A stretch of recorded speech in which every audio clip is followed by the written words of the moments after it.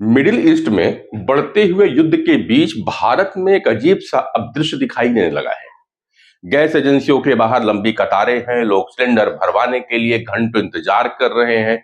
कई ढाबे और छोटे रेस्टोरेंट बंद होने की कगार में आके खड़े हो गए हैं। ऐसी खबरें आ रही हैं। रसोई की आग जैसे अचानक भू राजनीति के हवाले हो गई है लगता है। सवाल उठता है, क्या इसका कारण सिर्फ स्ट्रेट ऑफ होर्मुज का संकट है या इसके पीछे भारत की ऊर्जा व्यवस्था की कोई गहरी कहानी भी छिपी हुई है? यह केवल समुद्री संकट नहीं है या समुद्री रास्ते का सवाल नहीं है, बल्कि भारत की ऊर्जा निर्भरता, आयात संरचना और भंडारण क्षमता पर भी एक प्रश्न है। फारस की खाड़ी से निकलने वाला स्ट्रेट ऑफ होर्मुज दुनिया की ऊर्जा आपूर्ति का सबसे महत्वपूर्ण समुद्री मार्ग माना जाता है। वैश्विक ऊर्जा व्यापार का लगभग 20% हिस्सा इसी सक्रिय जल डमरू मध्य से होकर के गुजरता है। भारत के लिए इसका महत्व और भी अधिक हो जाता है। तो एलपीजी, एलएनजी और कच्चे तेल की बड़ी खेपें इसी रास्ते से होकर के हमारे देश तक पहुंचती है। अनुमान है कि भारत आने वाली एलपीजी खेपों का 80 to 90% हिस्सा इसी मार्ग से गुजरता है। इसलिए जब इस मार्ग पर तनाव बढ़ता है और जहाजों की आवाजाही धीमी होती है, तो सबसे पहले असर उस ईंधन पे पड़ता है जिसकी आपूर्ति सबसे ज्यादा इसी रास्ते पर निर्भर है, यानी कि रसोई गैस। लेकिन फिर पेट्रोल डीजल क्यों नहीं होंगे प्रभावित? यह भी तो सवाल है जिसने आम लोगों को ज्यादा उलझन में डाल दिया है। देश में पेट्रोल और डीजल की उपलब्धता लगभग सामान्य बनी हुई है अभी तक।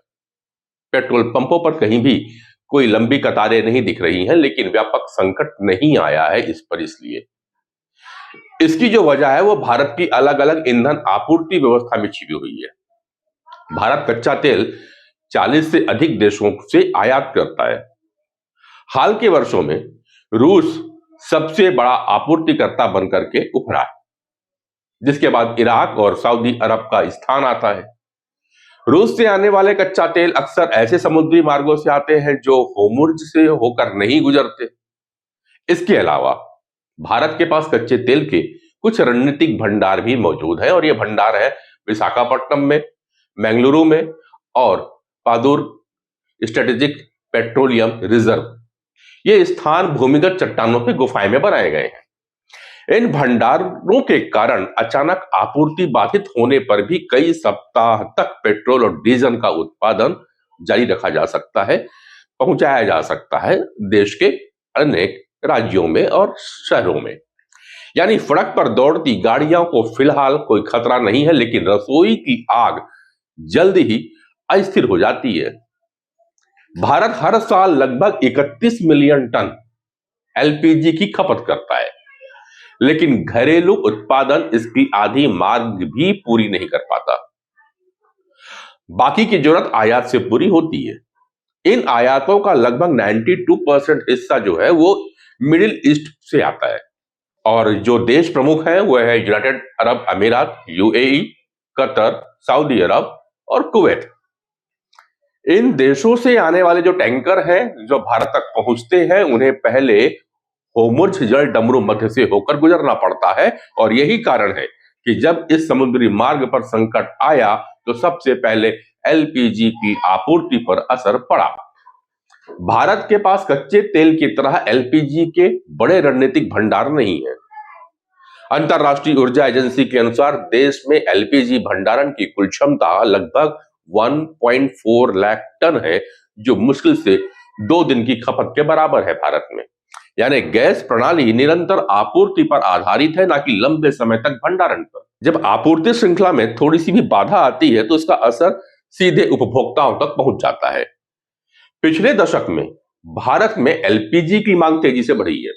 इसका एक बड़ा कारण जो है वो है प्रधानमंत्री उज्ज्वला योजना। इस योजना ने लाखों गरीब परिवारों को पहली बार रसोई गैस से जोड़ा। देश में एलपीजी कनेक्शनों की संख्या जो 2010 में लगभग 10.6 करोड़ थी, 2014 में 14.5 करोड़ हुई, 2018 में यह 22.4 करोड़ और अब लगभग 33 करोड़ से अधिक हो चुकी है।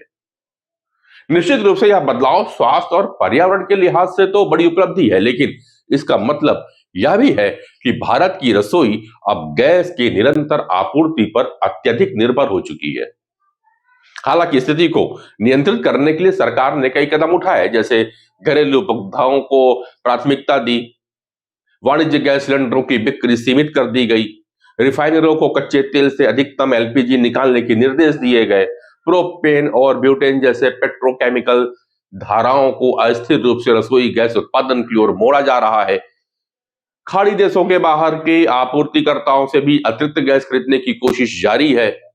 हालांकि इन खेपों को भारत पहुंचने में अधिक समय लग सकता है और लागत भी अधिक हो सकती है। फिर भी गैस एजेंसियों के बाहर लंबी कतारें केवल घरेलू संकट की कहानी नहीं है, ये यह भी दिखलाती है कि वैश्विक राजनीति कितनी तेजी से आम आदमी की रसोई तक पहुंच सकती है। समुद्र में कहीं जहाज रुकते हैं और उसका असर कुछ दिनों बाद भारत के किसी कस्बे में सिलेंडर के लिए लंबी लंबी कतार के रूप में दिखाई पड़ता है। ऊर्जा सुरक्षा केवल अर्थव्यवस्था का सवाल नहीं है, यह अब सीधे घरों की रसोई और लोगों की रोजमर्रा के जीवन से जुड़ चुका है। और शायद यही इस पूरे संकट का एक सबसे बड़ा संदेश भी है। नमस्कार।